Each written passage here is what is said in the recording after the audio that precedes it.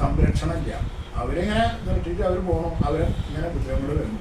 അപ്പം അതുകൊണ്ട് അവരെ ബഹുമാനിക്കണം, അല്ലെങ്കിൽ അവർക്ക് എന്തെങ്കിലും ഇത് കൊടുക്കണം. അതിനു വേണ്ടി നിങ്ങൾ സഹകരിക്കണം എന്ന് പറഞ്ഞു. എന്താ വേണ്ടത്? നിങ്ങളൊക്കെ അവരെ ചുമതല ഏറ്റെടുക്കണം. ദേവന്മാർ ഓരോ പക്ഷിമൃഗാദികളും ചുമതല നിങ്ങൾ ഏറ്റെടുക്കുക. അപ്പോൾ എന്താ വെച്ചാൽ അവരെ ദേവന്മാരെ ഭയന്നിട്ടെങ്കിലും മറ്റൊരു ചെയ്യില്ല, അല്ലെങ്കിൽ അങ്ങനെ ഒരു സംഭവം പറഞ്ഞു. എന്നാൽ അതിനൊരു നാഥനായി വിളിക്കും പറഞ്ഞു. അപ്പം അതിനെന്താ, അപ്പം അങ്ങനെ പറയുമ്പോൾ വേറൊരു പ്രശ്നമുണ്ട്. ദേവന്മാര് ഇതിൽ നല്ല സാധനങ്ങൾ എടുക്കുമ്പോൾ ഈ ചെറിയ ഇതിനൊന്നും ആൾക്കാരുണ്ടാവില്ല.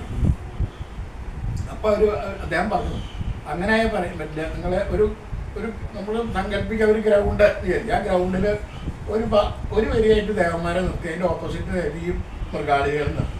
എന്നിട്ട് ഇവരോട് പറഞ്ഞു, ഈ മൃഗങ്ങളോട് പറഞ്ഞു, അവരാണല്ലോ വിശേഷ ബുദ്ധി ഇല്ലാത്തവരെ, നിങ്ങൾ ഓരോ ദേവന്മാരുടെ അടുത്ത് പോയിട്ട് നിന്നോളൂ, അല്ലാണ്ട് അവരിങ്ങനെ ഇരിക്കില്ല. ഈ പക്ഷിമൃഗാദികൾ നിങ്ങൾ ഇഷ്ടമല്ല ദേവന്മാരുടെ അടുത്ത് പോയി നിന്നു. അപ്പോൾ അവര് പോയിട്ട് കാള പോയിട്ട് ശിവന്റെ അടുത്ത് പോയി നിന്നു, ഗരുഡൻ പോയിട്ട് വിഷ്ണുവിന്, അങ്ങനെ ഓരോരുത്തരെ ഓരോ ചെന്നു എന്നാണ്. അപ്പോൾ എലി പോയിട്ട് ഗണപതിയുടെ അടുത്ത് പോയി നിന്നു. അങ്ങനെ അപ്പോൾ നോക്കിയപ്പോൾ അത് വൈവിധ്യം വന്നു. ഇത് ശരിയാണോ എന്ന് ചോദിച്ചു കഴിഞ്ഞാൽ അവര് ആ സ്ഥൂല ശരീരമല്ല അവരപ്പോൾ അതിന് നാഥനായി. അപ്പം അങ്ങനെ വന്നു. അങ്ങനെ വന്നപ്പോഴും ചെറിയൊരു പ്രശ്നം ഉണ്ടായി എന്നാണ് പറയാറ്.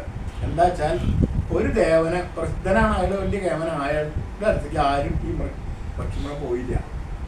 അത് വലിയ അപമാനം. ഈ ദേവന്മാരുടെ ഇടയിൽ ആരും ചെന്നില്ല എന്ന് പറഞ്ഞാൽ ആരും പോയില്ല. അതെന്താ നിങ്ങൾ അയാളുടെ അടുത്തേക്ക് പോകുക? അയാള് വലിയ ദേവനായിട്ട് കാണാം, ഞങ്ങൾക്ക് അയാൾ വേണ്ട. അത് ആരാന്ന് വെച്ചാൽ വൈശ്രവണൻ, സമ്പത്തിന്റെ ദേവത കുബേരൻ. അയാളുടെ അടുത്തേക്ക് ആരും പോയില്ല. അതുകൊണ്ടല്ല, അയാള് പണത്തിന്റെ ആളാണ്. പണം എന്ന് പോകുന്ന ആളെ വരും, അയാള് എന്തായാലും സംഭവിക്കില്ല. അവർക്ക് നമ്മളിപ്പോ ഒരു പശു ഇതില വരുന്നുണ്ട്, അല്ലെങ്കിൽ ആട് വരുന്നുണ്ട്, അല്ലെങ്കിൽ പുലി വരുന്നുണ്ട്, നിങ്ങളവിടെ 100ന്റെ നോട്ടിട്ടോളൂ, തിരിഞ്ഞു നോക്കില്ല, അത് അവര് വട്ടള പോകും, അവർക്ക് നോക്കില്ല.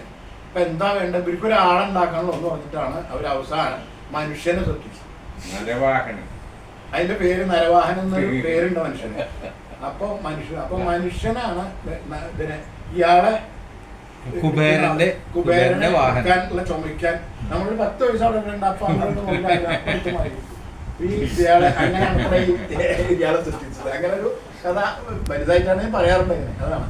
അപ്പൊ ഈ പക്ഷിമൃഗാദികൾക്കൊക്കെ ഇതെങ്ങനെയപ്പോ ഇതിങ്ങനെ വന്നതെന്ന് വെച്ചാൽ അവരെ താങ്ങണമെന്നില്ല. അവരിപ്പോ അത് എലി ചത്തൂല്, ഈ വലിയ കൂട്ടം ഗണപതി അതിന്റെ മുകളിൽ ഇരുന്ന എലിയെത്തൂല്.